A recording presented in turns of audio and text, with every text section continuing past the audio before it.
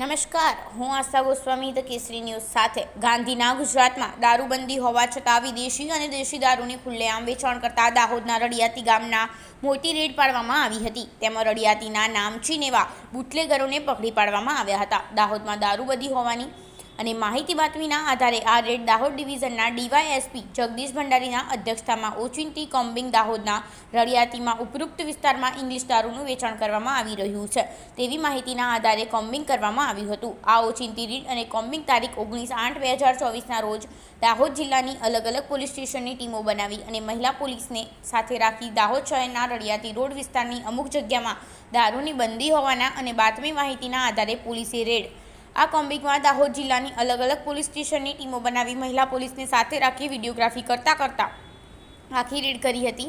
આ રેડ દરમિયાન 10 જેટલા પીધેલા દારૂના નશામાં ઈસમો અને 4 જેટલા ઇંગ્લિશ દારૂના કબજાના કુલ 14 કેસો કરવામાં આવ્યા હતા.